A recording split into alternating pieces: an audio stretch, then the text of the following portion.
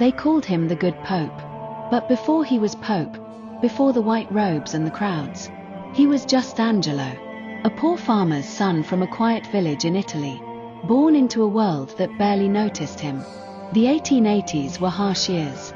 War clouds hung over Europe, and most families, like his, had nothing but faith to eat. Yet in the middle of that poverty, one boy carried a strange, gentle fire in his heart, a peace that didn't come from the world. When other children dreamed of fortune, Angelo dreamed of the altar. At 11 years old, he told his father, "I want to be a priest." It seemed impossible.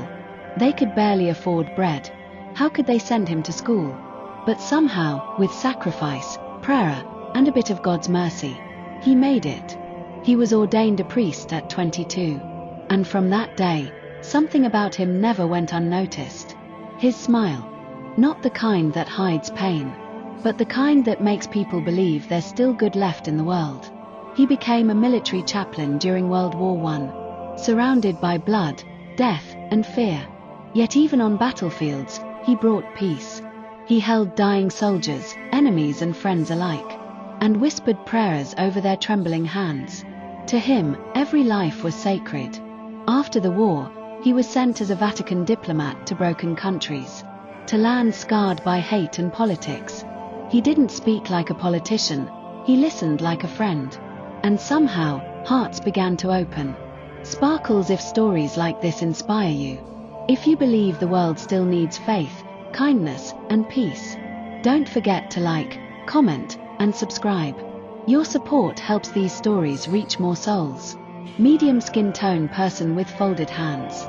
Years later, when he was already an old man, gentle, chubby, and always smiling, the church made a surprising choice. Angelo Roncalli was elected Pope in 1958.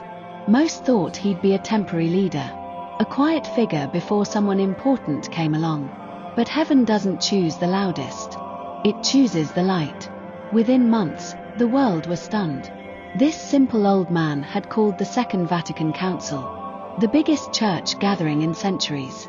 He said, "I want to open the windows of the church, so that we can let the fresh air of the Spirit in." He wasn't trying to change the faith. He was trying to let it breathe again. He spoke of mercy when the world wanted judgment, of hope when the world was tired of believing. He reminded everyone that holiness isn't distant, it's human, and that every person, no matter how broken, is still loved by God. Behind closed doors, though, John carried pain. He was sick, cancer slowly eating at his body, but he never let it steal his joy. He said, "It is not that the gospel has changed.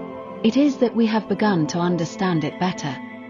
When his last day came, he looked out from the papal window over Rome, the city he had loved so deeply. He whispered a final prayer. "Lord, let your peace remain upon the world." The bells of St. Peter's rang that night, and people wept, not just Catholics, but everyone who had seen his goodness. They called him Good Pope John, not because he ruled, but because he loved. St. John 23 reminds us that kindness can be stronger than power, and that a smile, when born from the Spirit, can change the world more than a crown ever could. Because peace doesn't begin in nations, it begins in hearts.